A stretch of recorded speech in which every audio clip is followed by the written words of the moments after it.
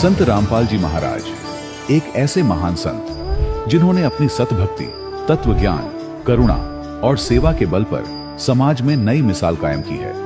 संत रामपाल जी महाराज की अगुवाई में उनके सभी सतलोक आश्रमों से समाज कल्याण के अद्भुत कार्यों ने समाज को सुनहरे भविष्य की एक नई उम्मीद दिखाई है। संत रामपाल जी महाराज से नाम दीक्षा लेने के बाद लाखों लोगों की लाइलाज बीमारियां जैसे कैंसर, एड्स आदि ठीक हुई। संत जी के ज्ञान से प्रेरित होकर उनके अनुयायियों ने लाखों यूनिट रक्तदान किया। संत जी ने लाखों बहन बेटियों का दहेज मुक्त विवाह करवाया।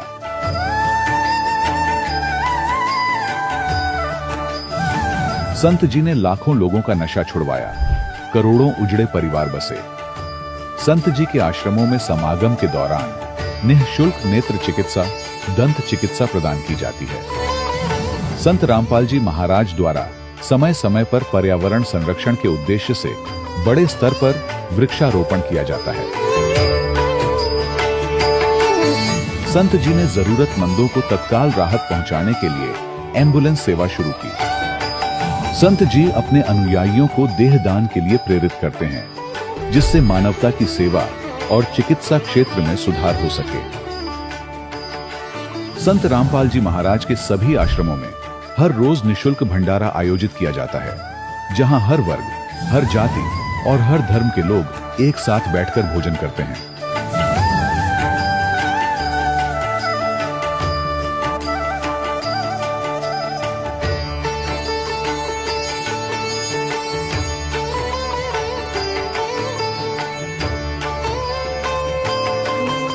संत रामपाल जी महाराज की अन्नपूर्णा मुहिम ने गरीब और बेसहारा लोगों के जीवन में एक नई ऊर्जा और उम्मीद को जन्म दिया है।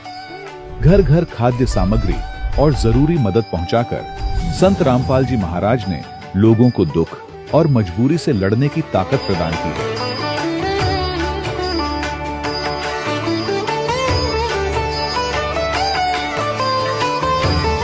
संत रामपाल जी महाराज द्वारा गरीब लोगों के लिए घर बनवाने का अद्भुत कार्य एक ऐसी मिसाल कायम कर रहा है जो सदियों सदियों संत जी की उदारता और दया भावना के तौर पर जाना जाएगा।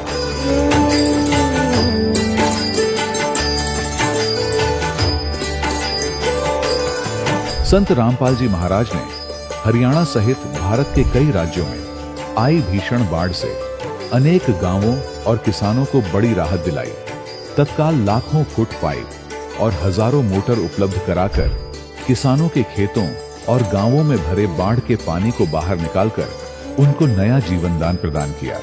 आज संत रामपाल जी महाराज को किसानों के मसीहा के तौर पर देखा जा रहा है। जगह जगह उनके लिए सम्मान समारोह आयोजित हो रहे हैं। संत रामपाल जी महाराज के आश्रम में हजारों बुजुर्गों को सम्मान और प्यार के साथ जीवन जीने का अवसर मिलता है। उनके खाने, रहने और स्वास्थ्य की पूरी जिम्मेदारी संत रामपाल जी महाराज उठाते हैं। अनाथ बच्चों के लिए संत रामपाल जी महाराज के सभी आश्रम किसी वरदान से कम नहीं। यहाँ उन्हें शिक्षा, संस्कार और भविष्य के लिए बेहतर अवसर प्रदान किए जाते हैं। चाहे बाढ़ हो, भूकंप या महामारी, संत रामपाल जी महाराज और उनके अनुयायी हमेशा ही जरूरतमंदों के लिए सबसे आगे खड़े रहते हैं।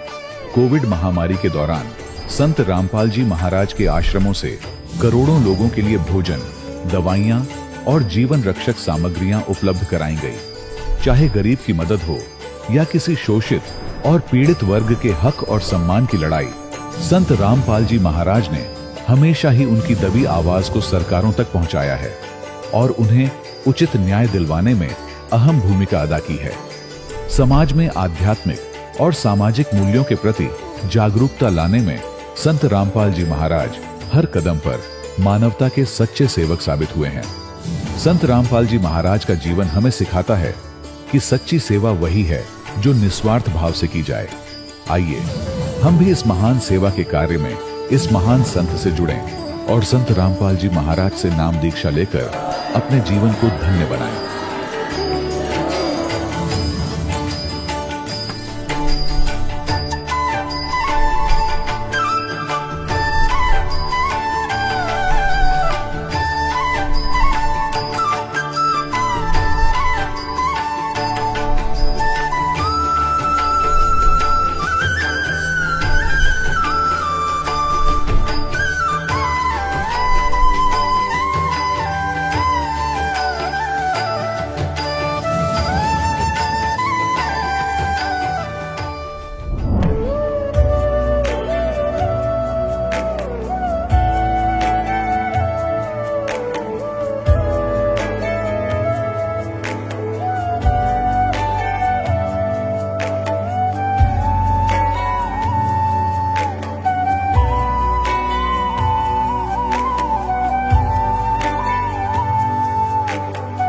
प्रभु राम देव भगवान अल्लाह खुदा ईश आदि नाम एक ही शक्ति के हैं।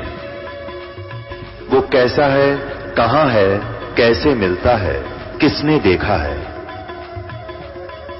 ये प्रश्नवाचक चिन्ह पूर्ण रूप से हटाने के लिए अवश्य सुनिए जगत गुरु तत्वदर्शी संत रामपाल जी महाराज के अमृत वचन, सर्व पवित्र धर्मों के पवित्र शास्त्रों के आधार पर। सत साहिब दर्शकों, इंसान अपनी पूरी जिंदगी अपने धर्म में प्रचलित सभी साधनाओं को करता है ताकि उसके घर में सुख शांति आए, बीमारियां दूर हों और जीवन की परेशानियां खत्म हो जाएं।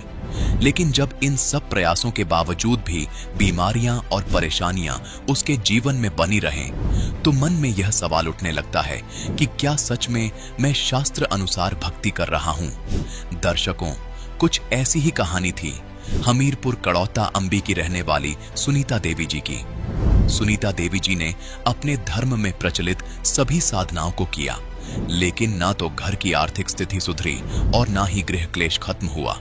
लेकिन फिर जब इन्हें संत रामपाल जी महाराज का शास्त्र अनुसार ज्ञान मिला तो इनके जीवन में चमत्कारिक बदलाव आने लगे। इनके घर की आर्थिक स्थिति सुधरी और इन्हें मानसिक शांति मिली। दर्शकों, आखिर संत रामपाल जी महाराज ने सुनीता देवी जी को ऐसी कौन सी जड़ी बूटी दे दी जिससे कि इनके जीवन की सभी परेशानियां बिल्कुल समाप्त हो गईं? और क्यों आज करोड़ों लोग संत रामपाल जी महाराज को पूर्ण परमात्मा मान रहे हैं? आखिर इसके पीछे की सच्चाई क्या है?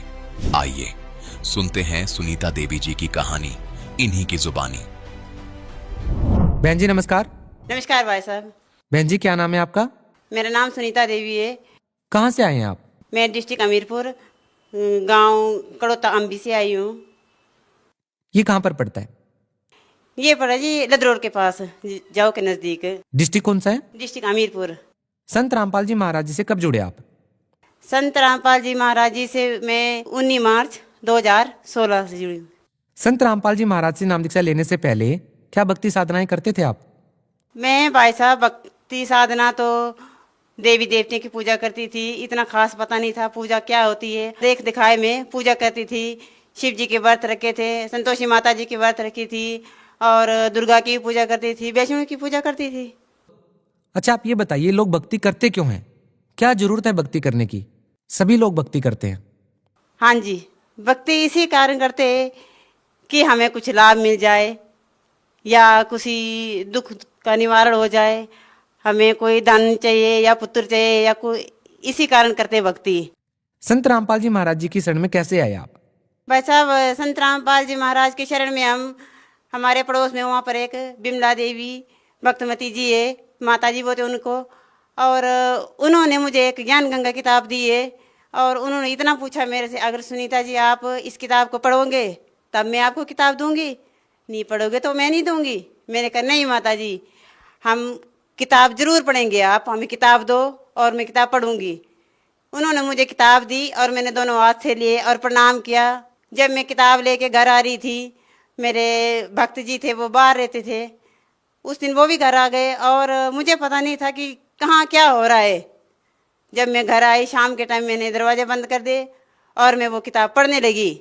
जब मैं किताब पढ़ने लगी तब मुझे इतना पता महसूस नहीं हुआ था कि देवी देवता क्या चीज़ है और क्यों मनाते हैं, क्या है इसमें। जब मैंने किताब पढ़ी तब मुझे इतना विश्वास हुआ कि संत रामपाल जी महाराज जी के नाम से ये किताब छपी और ज्ञान गंगा है, इसमें क्या है। और मैं किताब को पढ़ती रही।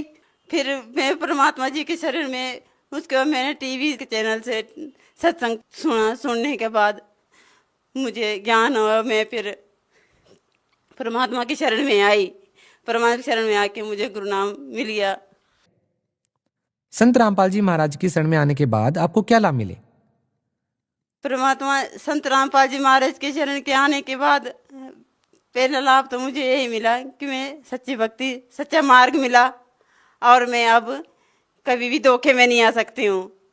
और 5 साल से मेरे भक्त जी के हाथ में कील लगी हुई थी और वो कील इतनी बड़ी हो चुकी थी। मैंने कहा डॉक्टर के पास जाएंगे और उनको बताएंगे, तो ये बहुत डरते थे सुई से, बोले मैं नहीं जाऊँगा डॉक्टर के पास।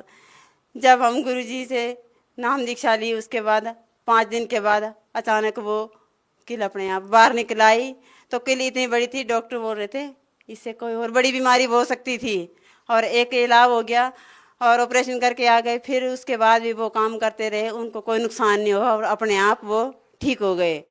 उसके बाद मेरे एक साइड से एक बहुत तकलीफ थी और सुन हो रहा था वो। फिर मैं किसी के साथ नहीं बताई, मैं कहा क्या हो रहा है क्या नहीं हो रहा है। फिर वो अपने आप वो भी ठीक हो गया, कोई मैंने दवाई नहीं ली, कोई नहीं किया। और डॉक्टर ने मुझे बताया था कि आपके पेट में रसोड़ी है, इससे अचानक कुछ हो सकता है, बीमारी बन सकती। तो वो रसोड़ी भी नहीं रही और वो बीमारी भी नहीं रही, मैं बिल्कुल ठीक हूँ। और एक बार मेरी बेटी घर में थी, मैं नहीं थी घर में, और उस बेटी को सर्प से काटने से बच गई वो बेटी। अचानक उसके हाथ में सर्प आया और वो बेटी बच गई और कुछ नहीं हुआ उसको भी। संत रामपाल जी महाराज की कई कृपा हुई और आज हमारा परिवार हंसता खिलता है। कभी हमारी बनती नहीं थी, इतनी होते थे, मैं सोचती रहती थी कोई ना कोई सुनेगा मेरा, कोई ना कोई सुनेगा, और परमात्मा ने सुनी और रजा भी की हमारे ऊपर। परिवार में रास्ता खिलता है। जब 4-4 महीने घर नहीं आते थे, शराब पीने, बीड़ी पीने, तम्बाकू, कई मतलब नशा था, आज वो नशा भी इनसे छूट गया है। और जो कुछ बहुत कुछ करते थे हंगामा, सब कुछ अब छूट गया आज अपने पर। और आपकी आर्थिक स्थिति? मेरी आर्थिक स्थिति बहुत अच्छी है, बहुत अच्छी है। और काम करते हैं, हम मजदूर है, काम करते हैं। आज हमारे पास सब कुछ आने जाने के लिए, आज हमारे पास इतने किराया भी है, नहीं तो हम 1-1 रुपये के लिए तड़फ दे भी थी, किराया भी नहीं मिलता था। मायके मेरे इतने दूर है, कभी मैं 16 साल में, कभी मैं दूसरी बार मायके नहीं गए। इस बार मैं 3 बार अपने मायके जाके आई, क्योंकि मेरे पास किराया भी था, समय भी था। परमात्मा जी ने भक्ति का भी मौका दिया हमें। हाँ जी। देखिए, आज के दिन जो लोग हैं वो आर्थिक स्थिति को मजबूत करना चाहते हैं। जो लोग हैं वो ज्यादा से ज्यादा पैसा कमाना चाहते हैं। एक अंधाधुंध कमाई में लोग लगे हुए हैं। वहीं आप लोग निर्धन होते हुए भी धन की मांग नहीं कर रहे हैं। आपका कहना है कि जितना आपको चाहिए था उतना भगवान ने आपको दे दिया है। आप उन लोगों को क्या संदेश देना चाहते हैं जो लोग आपका इंटरव्यू सुन रहे हैं, जो जानना चाहते हैं कि संत रामपाल जी महाराज जी से नाम दीक्षा क्यों लेनी चाहिए? क्या संत रामपाल जी महाराज से नाम दीक्षा लेने के बाद आर्थिक लाभ होते हैं या केवल भक्ति ही करनी होती है? ये तो भाई जी, जो कुछ मांगना या दवा हमें ये चाहिए वो चाहिए, धन दौलत कुछ भी नहीं है, इसमें भक्ति है सबसे पूर्ण भक्ति। क्या आर्थिक लाभ मिलेगा या कोई धन मिलेगा संत रामपाल जी महाराज से नाम दीक्षा लेने के बाद? परमात्मा के घर में कोई कमी नहीं है, धन भी मिलेगा। सच्चाई में रहो, मर्यादा में रहो, हमेशा किसी के साथ हेरा फेरी ना करो, सच्चाई से कहो और परमात्मा सब कुछ देगा। कोई कमी नहीं है परमात्मा के घर में। इसमें थोड़ी इतने मर्यादा में रहना पड़ेगा, जो नियम है वो करने पड़ेंगे। और एक माँ अपने बच्चे को बोलती है, अगर बच्चा उस बात को मानेगा तो वो बच्चा कभी भी धोखा नहीं खाएगा, वो सफल होकर रहेगा। अगर वो बच्चा माँ की बात नहीं मानेंगे तो वो कभी भी नहीं सफल नहीं हो पाएगा, कहीं ना कहीं उसको पक्का धोखा मिलेगा। उन आश्रमों में अमीर लोगों को अलग से सुविधाएं दी जाती हैं और जो गरीब लोग होते हैं उनके लिए अलग से सुविधाएं दी जाती हैं। टिकट का भी प्रबंध होता है। अमीर लोगों को आगे बिठाया जाता है, गरीब लोगों को पीछे बिठाया जाता है। जैसा कि आपने बताया कि आपकी आर्थिक स्थिति सही है, न ज्यादा अमीर है न ज्यादा गरीब है।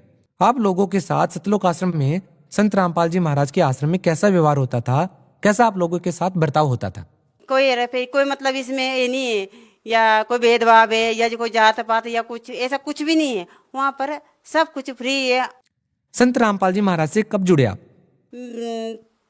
19 मार्च 2016 को। भगत समाज को क्या संदेश देना चाहेंगे? उन लोगों से हम यही चाहते हैं, यही कहना चाहते हैं कि आप किसी की अड़बड़ी बातों में ना आइए।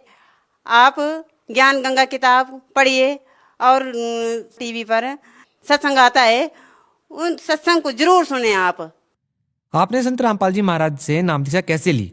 भाई ऐसे हम टीवी के माध्यम से हमने नाम लिया, नाम सेंटर खुले कि फिर हम वहाँ पे गए आए और वहाँ हमें गुरनाम मिल गया।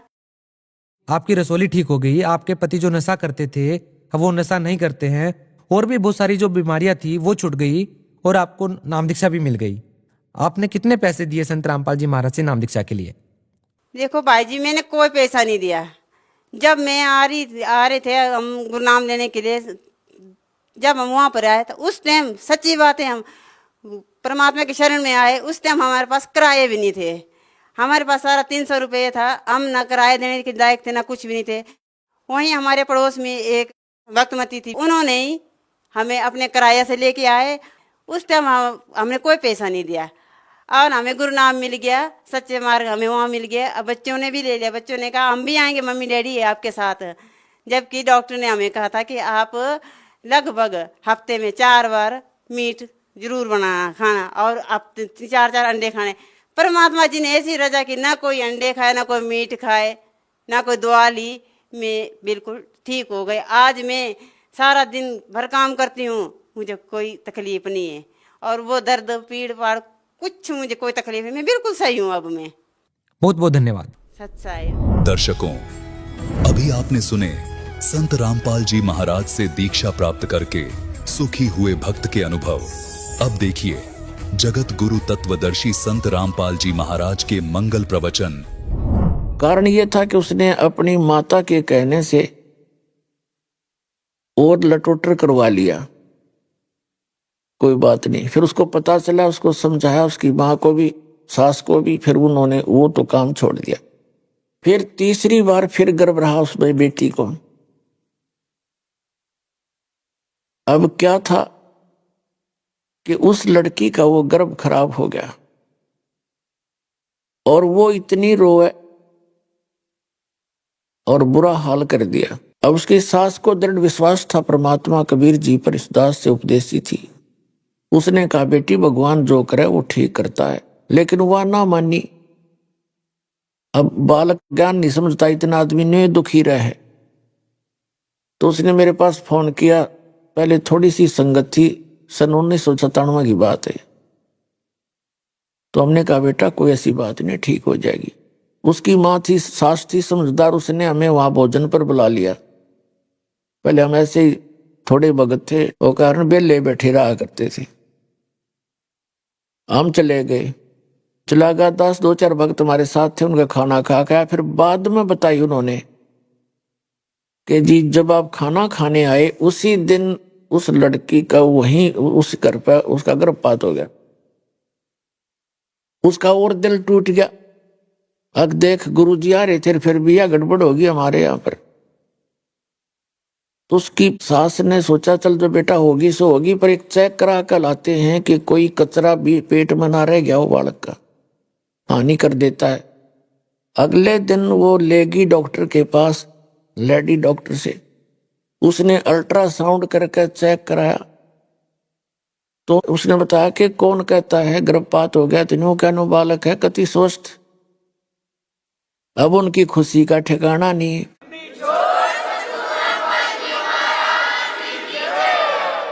फिर मैंने कहा बेटी नाम दोबारा ले, तेरा अविश्वास हो गया भगवान में। अब नाम दोबारा लिया और बड़ी फूली फूली फिर खुश होगी, दृढ़ होगा विश्वास। 3 महीने के बाद, पुराने समय की बात है, तो अल्ट्रासाउंड करते नहीं लड़का लड़की बताने का। 3 महीने के बाद उसने अपनी माँ के साथ जाके सास को छोड़कर अलग से और चेक कराने चली गई, लड़का है या लड़की, वह लड़की पाई।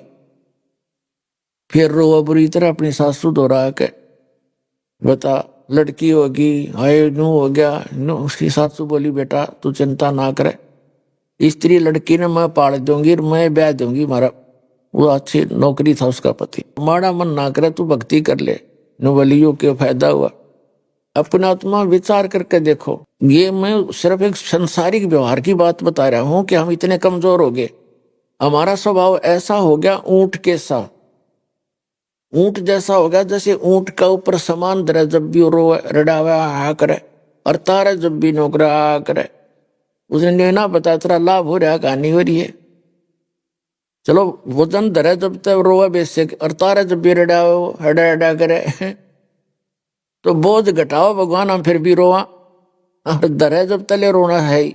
तो वो परमात्मा तो सब कुछ कर सकता है, उसकी लीला कुछ भी करो।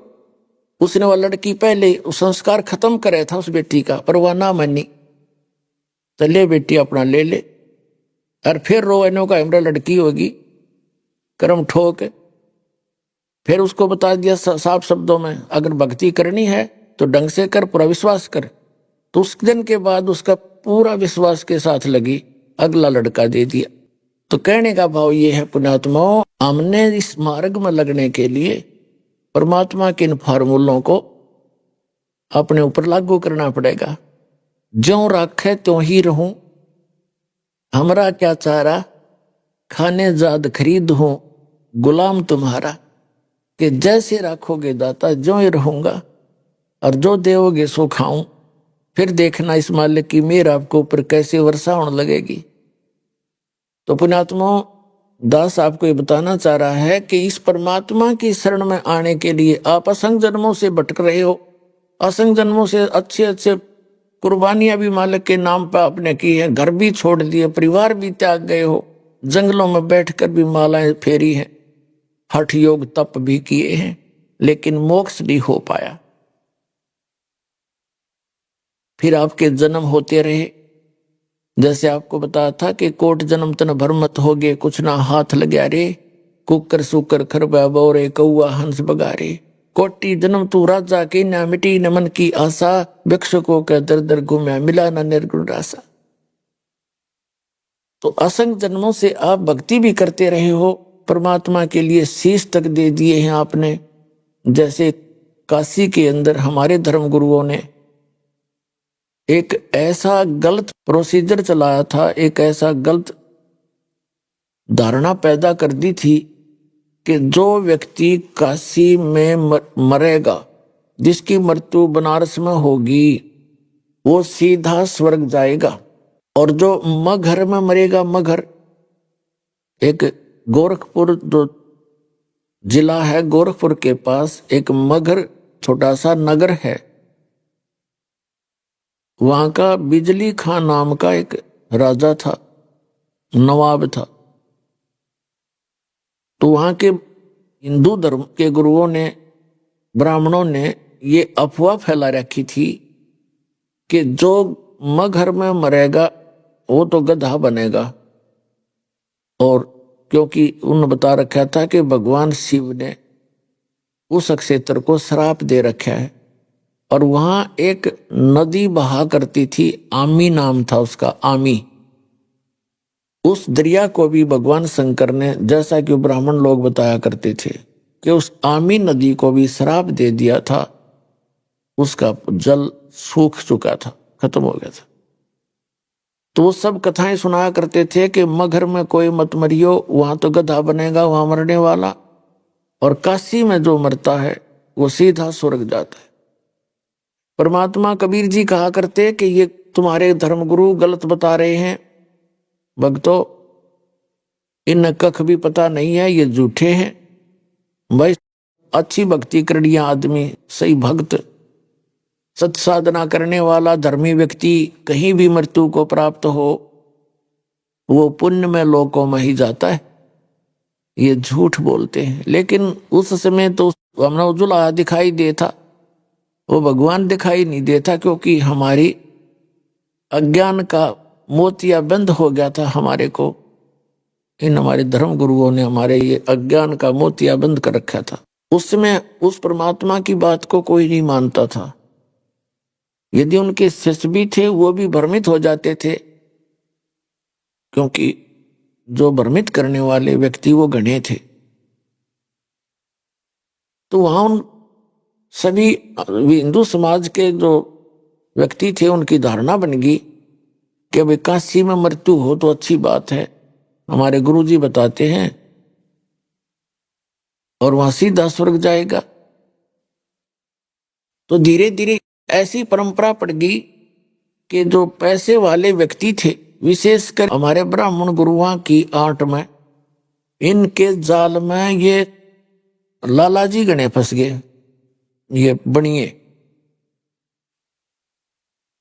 और उन्होंने अधिकतर, और भी जो कोई अच्छा पैसे वाला व्यक्ति था अन्य जाति का हिंदू, वो भी, तो उन्होंने सोचा कि जैसे उनके माता पिता कहने लगे, बेटा अपने गुरुजी बताते हैं कि काशी में यदि मृत्यु होती है तो स्वर्ग प्राप्ति होती है, तो मृत्यु मेरी निकट आ गई है बच्चों, मुझे कुछ दिन वहां ले चलो बनारस में, मेरी वहां मृत्यु हो जाए तो स्वर्ग मिल जाएगा।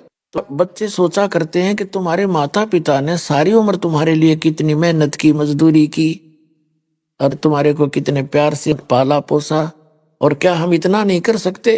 प्रत्येक बच्चा सोचेगा जिसका अक्षमता होगी, कोशिश करेगा अपने माता पिता को हम पूरा सुख दें। तो उन्होंने ये स्वीकार कर लिया और काशी शहर के अंदर जाकर धर्मशाला किराए पर ले लेकर कमरे वहां रहने लग गए। और वहीं उनके धर्मगुरु भी होते थे, उन ब्राह्मणों से कथा सुनते अपनी धर्मशालाओं में जाके वहीं रहने लगे। उनके बच्चों ने उनकी व्यवस्था कर दी। फिर उन धर्मगुरुओं ने सोचा कि ये जो व्यक्ति हमारे जो शिष्य हैं ये कमरा लेकर रहते हैं। उन्होंने उनके बच्चों से कहा कि तुम अपने माता पिता को हमारे पास ही छोड़ दो, हम यहाँ रख लेंगे। अब वहां रखेंगे तो वो दक्षिणा अधिक देंगे, अंडरस्टूड था।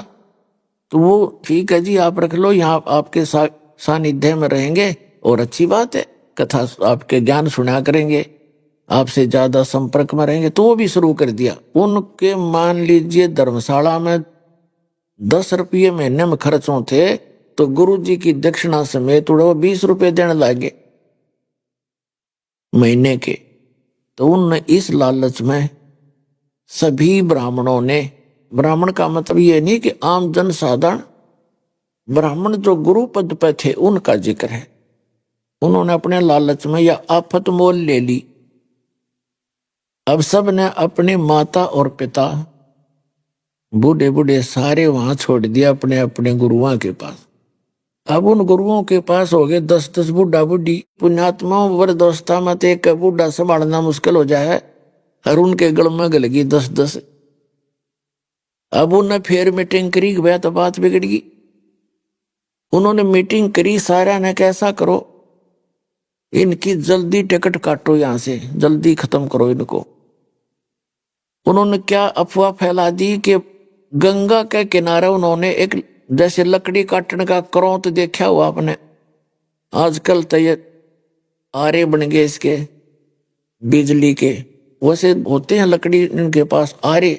करौंत होता है एक लंबा सा दांते से का, और दोनों तरफ से पकड़कर लकड़ी चीरा करते हैं, उससे लंबे लंबे दांते होते हैं उसके। एक करौंत फिट कर लिया गुप्त, ऊपर एक आरत सी बनाकर छोटी ईंटों की गुफा सी बनाकर नीचे गेट बना दिया और गंगा के किनारे ला दिया कति, और उसका हैंडल कर दिया थोड़ी दूर स्थान पर अलग से गुप्त सिस्टम। उस रस से बांध के उनकी एक आवाज देते थे, उस आवाज को वो समझ जाते। वो क्या करा उन्होंने कि भाई भगवान की तरफ से एक आदेश आया है कि जिसने जल्दी स्वर्ग जाना है वो करौंत से गर्दन कटवा ले, आरे से, वो शीघ्र चला जाएगा। उसकी फीस रख दी 100 रुपये। अब प्रत्येक बूढ़ा बुढ़िया, वो भी बुढ़ापे में दुखी होले है, कदे खांसी, कदे आंखों में दिक्कत, कभी सिर में भड़क, कदे कब्जी होगी, कदे गैस प्रॉब्लम। तो बूढ़ा भी यूं सोचने लगे कि जब गुरु जी कह रहे हैं स्वर्ग जाना ही है, शायद 10 साल पाछे जाना है, शायद 2 साल पहले, तो अभी क्यों ना चले जाएं। और वो बता रहे थे कि करौंत में पीड़ा नहीं होती जरा सी भी, अब उस गुफा में पीड़ा हो जाओ पता किसी न लग गए। तो सब ने ये प्रार्थना अपने बच्चों से की कि बेटा हमने तो मरना ही है और हम भी दुखी हैं, यहाँ पर जल्दी चले जाएंगे, वहां सुख में स्थान है, आराम से रहा करेंगे। पुण्यात्माओं इतने विश्वासी थे हम, इतने भगवान पर विश्वास करते थे, इन नकली गुरुओं पर इतना विश्वास करते थे, ये सिर काटने की कहा करते, हम सिर भी कटवाने लाएंगे, लेकिन इनके पास कख नहीं था, बकवाद थी सारी। तो एक गजब की रिवाज पड़ गई हुआ, बूढ़ा बुढ़िया वृद्धावस्था में आप दुखी होले हैं, नो सोचे भगवान। पुण्यात्माओं 60-65 वर्ष के बाद से पहले तो आदमी ने सोचा ही बना मरूं, अभी नहीं मरूं, और फिर ने सोचा है भगवान मरना तो है पर ठीक ठाक मर जाऊं, कोई बीमारी ना हो तो मतलब जल्दी मर जाऊं। फिर मरण की तो डेफिनेट होता है, उसके बाद मृत्यु तो आई, पर न सोचने लग जाए वैसे मर जाऊं पर ठीक ठाक मर जाऊं, भुगत का ना मरो। इस दृष्टिकोण से उन्होंने वो भी स्वीकार किया। अब कई बार ऐसा होता था कि वो आवाज लगाते कि हे भगवान आपकी प्यारी आत्मा आ रही है, करौंत भेजो। वो जो एजेंट बैठे थे वो मूवमेंट कर देते उनका, वो करौंत आ जाता, 2 बहला देते हो गर्दन आर पार, और फिर वो वापस कर देते हो, ऊपर फिट हो जाता हो, दिखता नहीं, आर्च में गए। ऐसी आर्च बना दी इसके अंदर से, जैसे इसके नीचे से आता काट कर उल्टा इसका वहां फिट हो जाता ऊपर, और वो दिखता नहीं। तो वो आम आदमी भी हैरान भाई, कुछ भी नहीं करोता है यार, देख गर्दन कट गई माता पिता की।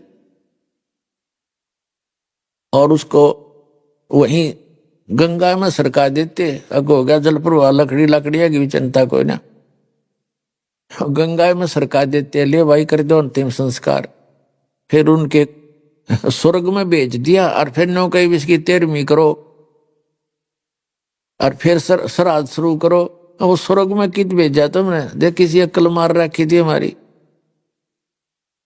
तो कहने का भाव ये है पुण्यात्माओं के हमने वो गर्दन भी कटवानी शुरू कर ली, पर भी झूठों पर विश्वास करके, ताकि परमात्मा प्राप्ति हो जाए। तो इसलिए परमात्मा कहते हैं लख बर सूरा जूझ ही लख बर सावत दे, लख बर यति जहान में तब सतगुरु शरणा ले।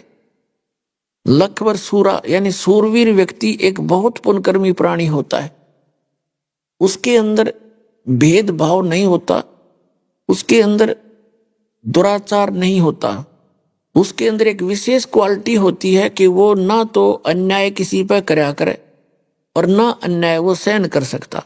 अगर उसके साथ या कोई उसके समाज पर, उसके कौम के ऊपर कोई आपत्ति कोई पैदा करता है, तो वो उसको उसके साथ लड़के कट कर मर जाता है अपने धर्म और कर्म के लिए। उसको सूरवीर कहते हैं, उल्टे कदम नहीं हटाता परमार्थ के लिए।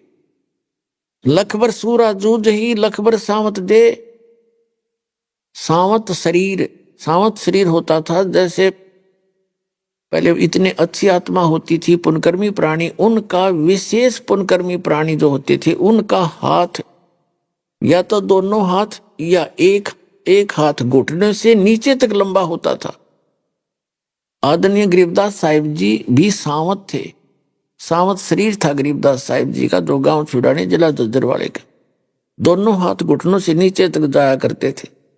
लेकिन भक्ति ना मिले, सतगुरु नहीं मिले, तो भी दुखी रहेगा इंसान। तो कहते हैं लख बर सूरा जूझ ही लख बर सावत दे, और लख बर यति जहान में। जैसे हनुमान जैसे यति थे, कोई स्त्री ग्रहण करी नहीं। यति के अंदर भी एक विशेष गुण होता है, वो परमार्थ में अपना जीवन डिवोट कर देता है।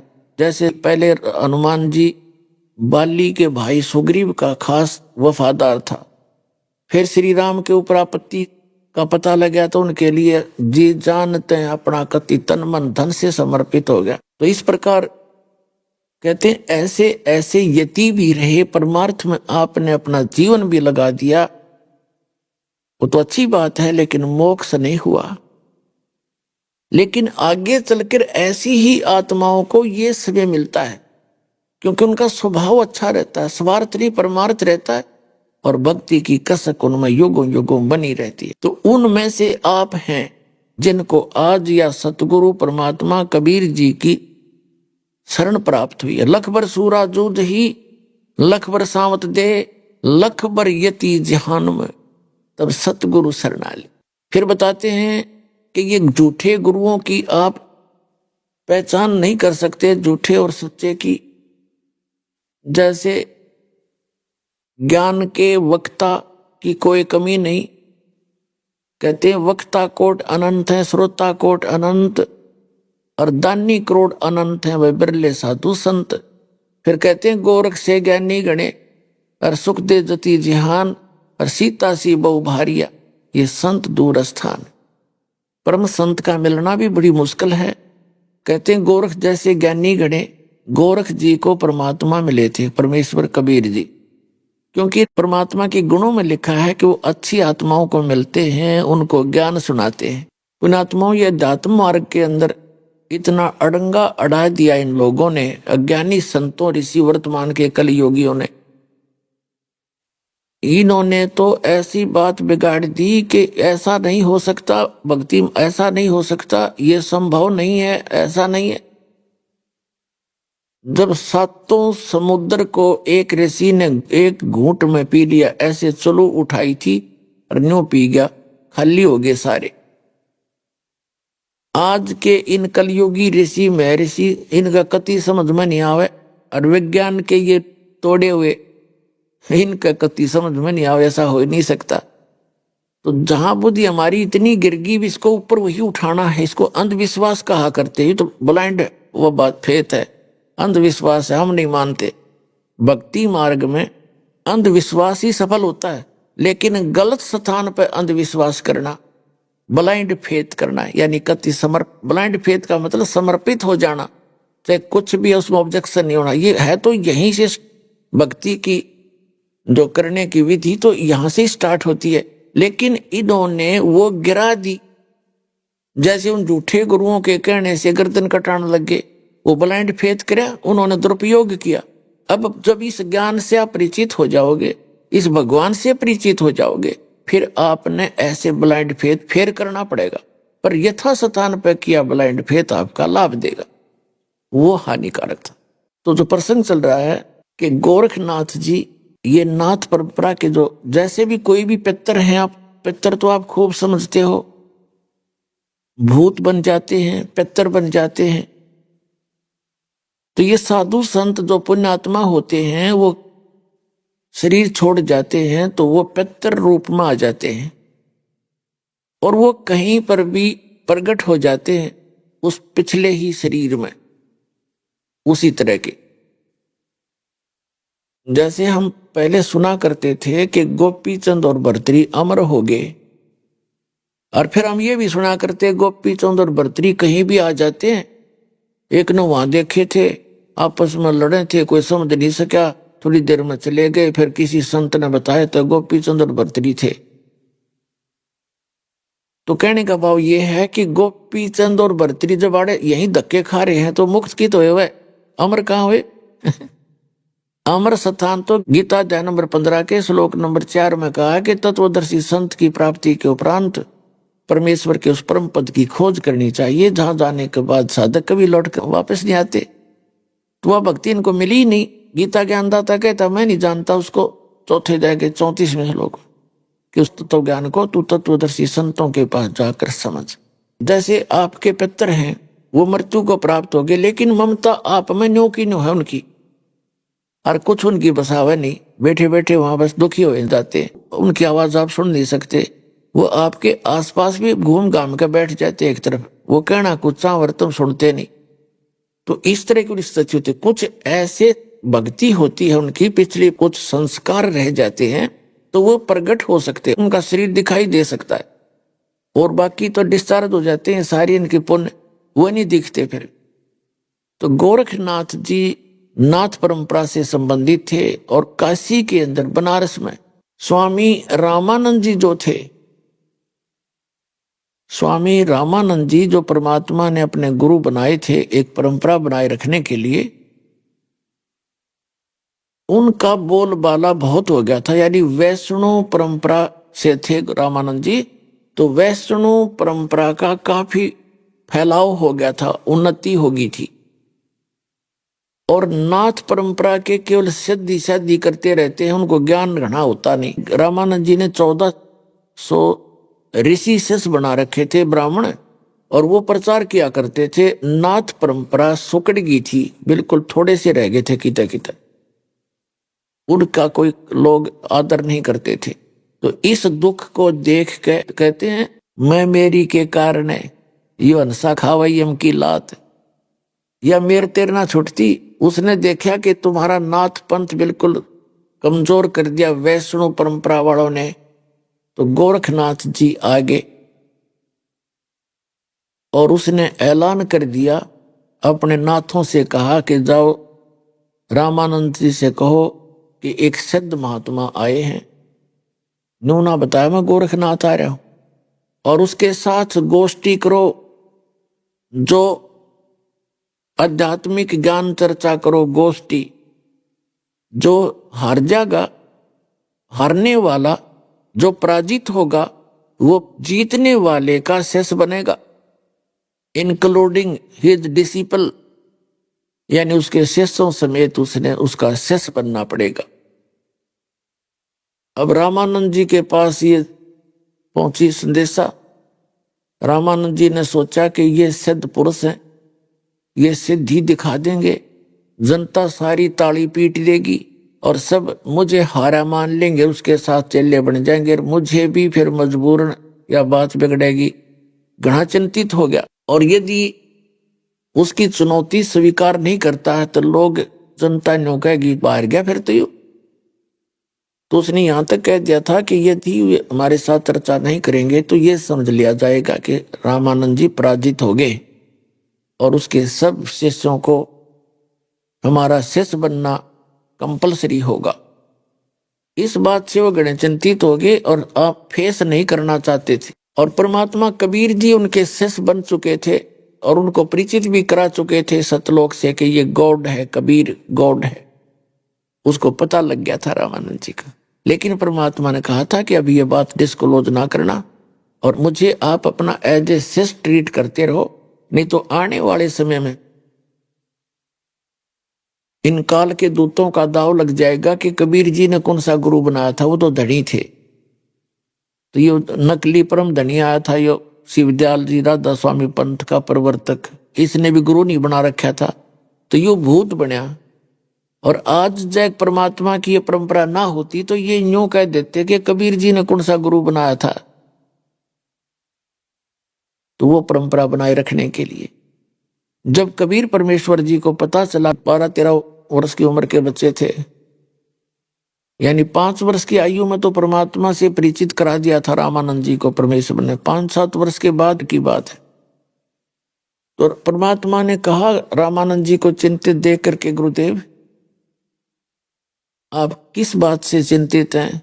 रामानंद जी ने सारी कहानी बता दी कि परमात्मा ऐसी बात बिगड़ेगी, वो सिद्ध व्यक्ति है, छोटी सी जादूगरी दिखा देगा, दुनिया उसे विजयी घोषित कर देगी और ये काम बिगाड़ेगा। या भक्ति हमने मुश्किल से सर चढ़ाई थी, यहाँ काशी में तो सारे ऊट भूत की बकवाद चल रही थी। तब कबीर साहब ने कहा, देखो गुरुदेव, संतों का काम है अपनी साधना को बताना और मेंटेन रखना। अब उसने चैलेंज करे दिया है तो फेस करना चाहिए अपन को, हार जीत नहीं देखनी चाहिए। गुरु संता का काम हार जीत नहीं देखना होता, भगवान पर छोड़ देते हैं और चलते हैं गुरु जी, आपकी आज्ञा हो तो देख लो। तो रामानंद जी को परमात्मा ने कहते करे करावे साइया, मन में लहर उठा। तो रामानंद जी का एकदम हौसला सा हुआ, भाई छोटा सा बालक, अरे ये तो है भी पूर्ण शक्ति। जब इसने कह दिया तो के बिगाड़ेगा नाथ जी अपना, वो तैयार हो लिए और उसका चैलेंज स्वीकार कर लिया। तो समय निर्धारित हो गया। तो क्या हो गया, गोरखनाथ जी एक त्रिशूल रखा करते 6-7 फुट लंबा और नीचे भाले की तरह नोकीला होता है, ऊपर उसके 3 ऐसे होते हैं और वो साथ में रखते थे। हिंसक पशुओं से बचने के लिए भी उसका प्रयोग करते थे।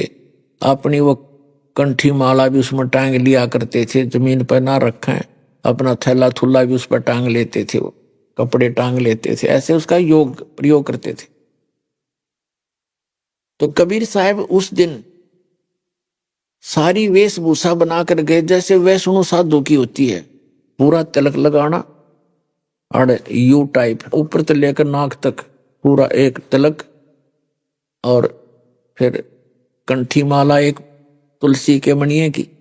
कबीर साहब ने उस दिन वो सारा सांग कराया था और ये नकली कबीर पंथी बताए उसकी लकीर पीट रहे। उस दिन इसलिए किया था उन्होंने कि उसको ये दिखाना था कि मैं भी वैष्णो परंपरा से संबंधित हूं और ऐसी वेशभूषा ना होता, वो वैष्णो ना मानना हो। हाथ में जोड़ी, एक फावड़ी, यानी सारा कुछ लेकर गए। रामानंद जी को अलग से आसन दे दिया, नाथ जी को अलग से आसन दे रखा था। नाथ जी ने अपने साथ में त्रिशूल भी गाड़ रखा था। परमात्मा कबीर जी रामानंद जी के चरणों में बैठ गए। रामानंद जी को थोड़ा ऊंचा आसन दे रखा था तकत वगैरह, और कबीर साहब नीचे बैठ गए उनके चरणों में। अब रामानंद जी ने कहा था, तुम साहेब तुम संत हो, तुम सतगुरु तुम हंस, गरीबदास तेरे रूप बिना और नहीं दूजा। कि वास्तव में संत भी आप हो, परमात्मा भी आप हो, सतगुरु भी आप हो, और एक अच्छे हंस और दास भी, भगत भी आप ही हो। जो भक्त में क्वालिटी होनी चाहिए गुरु जी के प्रति, जो मर्यादा मालिक आप ही निभा सकते हो। तो नीचे बैठिए। गोरखनाथ जी ने कहा कि रामानंद बोल कर चर्चा मेरे से। तब कबीर परमात्मा खड़े हुए और कहा, नाथ जी, गुरु जी से गोष्ठी करने से पहले उसके चेला तो निमट ले, आजा मेरे साथ आ। तो अब उस समय गोरखनाथ जी कहने लगे, कबीर तेरी क्या उम्र है और तू गोष्ठी करेगा मेरे साथ? तेरी क्यों साथ बोल दे रही है?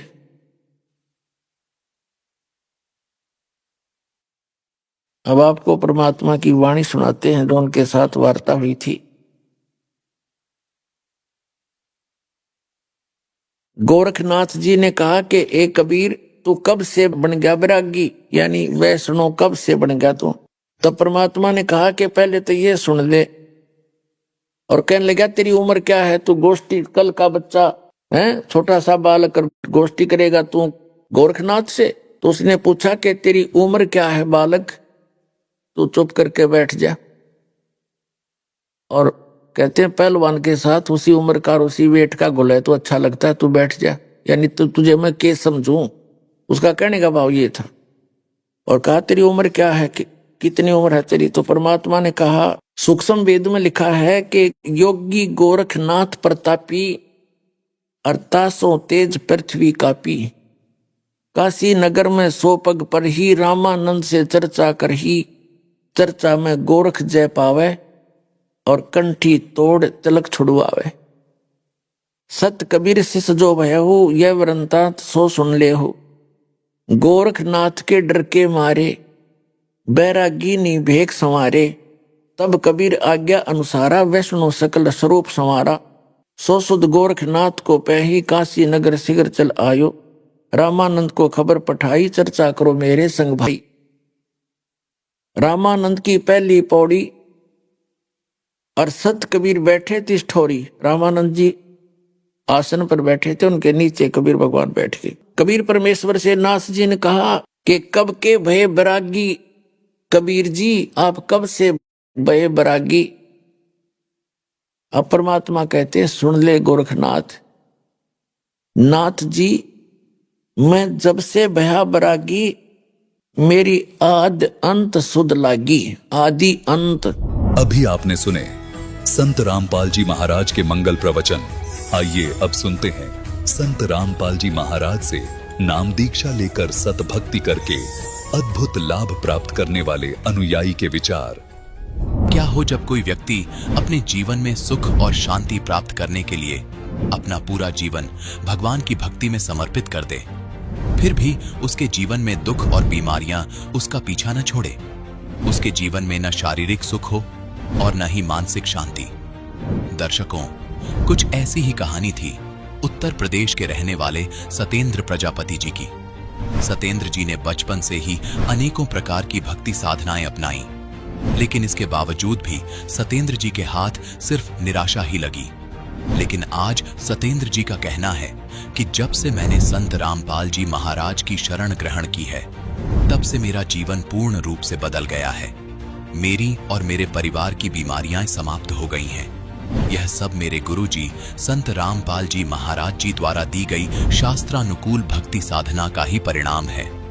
दर्शकों, आखिर सतेंद्र प्रजापति जी ऐसा क्यों कह रहे हैं? इसके पीछे की सच्चाई क्या है?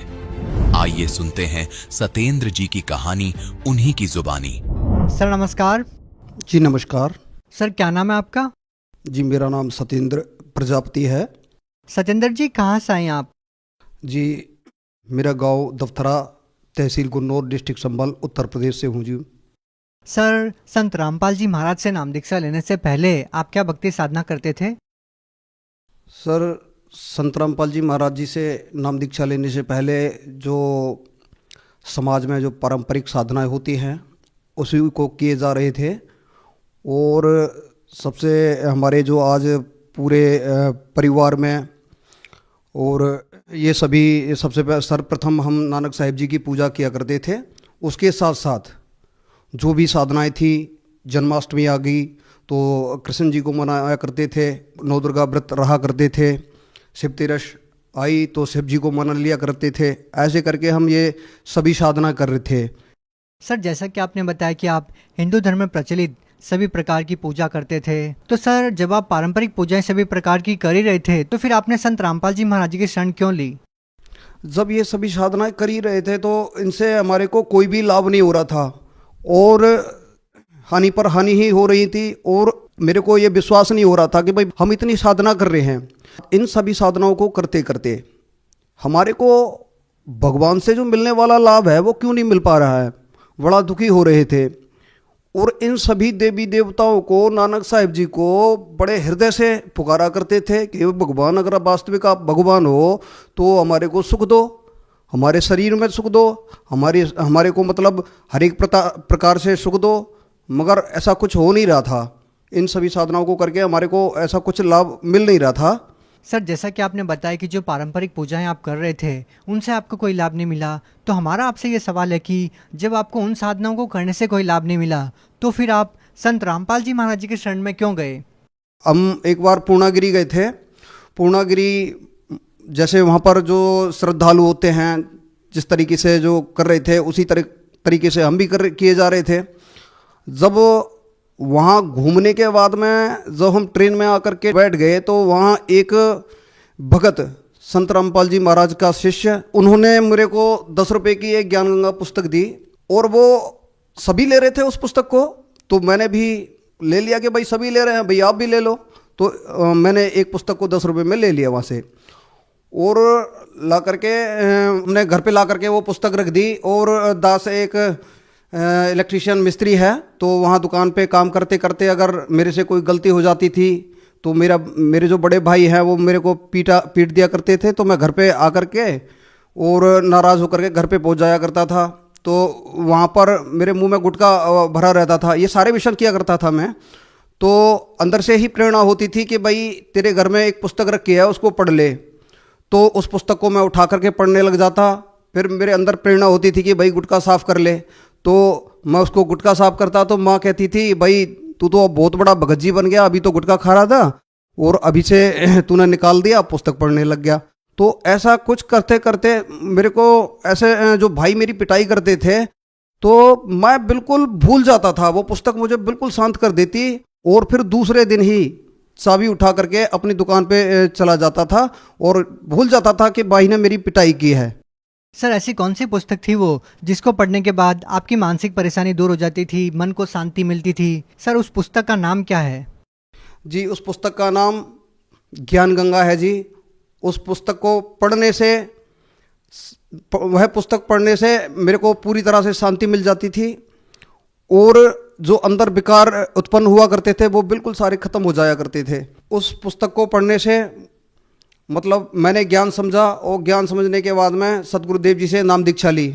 सर संत रामपाल जी महाराज से नाम दीक्षा लेने के बाद क्या आपको कोई लाभ मिला? क्योंकि हम जिस भी संत रामपाल जी महाराज जी के अनुयायी से मिलते हैं वो बताते हैं कि उनको नाम दीक्षा लेने के बाद अनेकों लाभ मिले। क्या आपको भी कोई लाभ मिला? मेरे को ये सबसे बड़ा लाभ ये मिला, मेरी शादी को 5 साल हो गए थे और पुत्र की प्राप्ति नहीं हो रही थी। तो संत रामपाल जी महाराज की शरण ग्रहण करके भक्ति करने से मुझे 2 बेटियां, 1 बेटा परमात्मा ने इस दास को दिए। एक छोटी बेटी जो है, दूसरे नंबर की जो बेटी है वो खेलते खेलते घर में खेल रही थी तो अंदर प्रवेश करते ही घर में वहाँ हमने एक प्रेस या हीटर लगाने के लिए एक बोर्ड लगा रखा है। तो वहाँ पर उस गुड़िया ने दोनों उंगली अपनी उस प्लग के अंदर डाल दी और वह बेटी तड़प तड़प के वह घर में ही मर गई। तो मेरी पत्नी बाहर काम कर रही थी तो वो किसी काम के लिए अंदर गई घर में। तो उसने देखा कि भाई बेटी ख़त्म हो गई है और उसने संत रामपाल जी महाराज को याद किया और उसने कहा संत रामपाल जी महाराज परमात्मा अगर आज ये बेटी मर गई तो आपसे मेरे पति का विश्वास उठ जाएगा, और जो गांव के अंदर जो भगत है वह भी आपसे विमुख हो जाएंगे। इसलिए परमात्मा, और जो मेरा बड़ा भाई है जेठ, वो भी हमारे को जीने नहीं देगा कि तुम्हारे गुरुजी भगवान थे तो आपके गुरुजी ने जिंदा क्यों ना करी। तो इतना कहते हुए उसने अपनी उस गुड़िया को उठा करके, जहाँ पर सदगुरुदेव जी का प्रणाम स्थल बना रखा है, वहाँ पर ले जा करके उसने उसको चरणामृत दिया। तो कुछ क्षण बाद वह बेटी उठ के खड़ी हो गई और गुरुजी की जहाँ पर तस्वीर लगी हुई थी वहाँ पर इशारा करके कहने लगी कि बाबा ने मुझे बचा लिया। बाबा गुरुजी की तस्वीर के सामने हाथ उठा करके कह रही थी, बाबा ने मुझे बचा लिया। और जी दास के साथ बहुत बार एक्सीडेंट भी हुआ है। परमात्मा ने उस एक्सीडेंट को भी बहुत हल्के में ही टाल दिया है। एक बार हम अपनी बाइक से आ रहे थे तो सामने बिल्कुल रास्ता खाली था, एक चौराहा था, नरेनी चौराहा, तो वहाँ पर हम बिल्कुल रास्ता साफ नज़र आ रहा था, तो हमने सोचा कि शायद निकल जाएंगे। फिर एक तफाक से एक रोडवेज आ गई। रोडवेज निकलते निकलते हमारी 90 की स्पीड पे बाइक थी, तो रोडवेज के पिछले हिस्से में जा करके लग गई। बहुत बड़ी टक्कर लगने के बावजूद भी संत रामपाल जी महाराज की दया से इस दास को वहाँ भी जीवन दान मिला।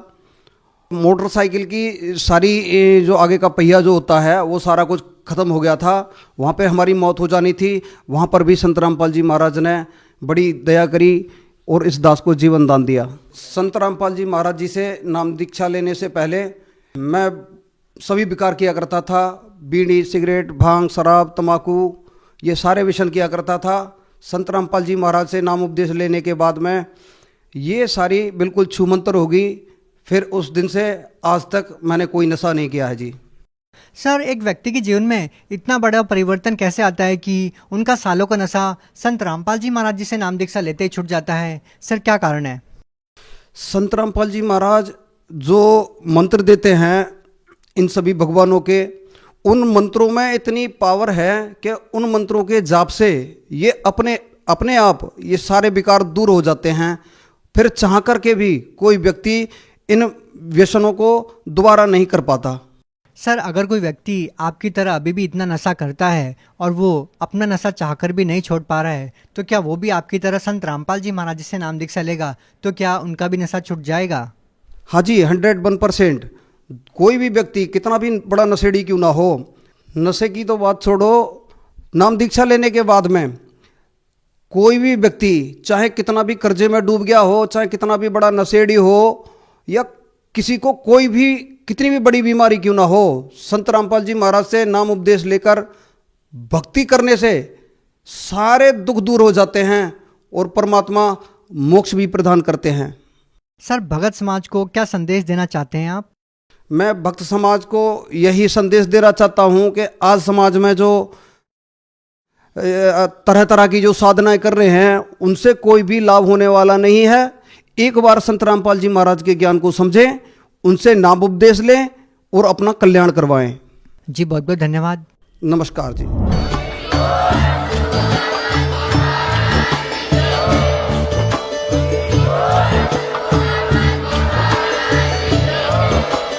आप सुन रहे थे जगत गुरु तत्वदर्शी संत रामपाल जी महाराज जी के मंगल प्रवचन। अधिक जानकारी के लिए विजिट कीजिए हमारी वेबसाइट www.jagatgururampalji.org। संत रामपाल जी महाराज जी के शुभ आशीर्वाद से पूरे विश्व भर में 500 से भी ज्यादा नाम दीक्षा केंद्र हैं, जिन पर संत रामपाल जी महाराज जी द्वारा ऑनलाइन निशुल्क नाम दीक्षा दी जा रही है। अपने नजदीकी नाम दीक्षा केंद्र का पता करने के लिए संपर्क करें 8222880541।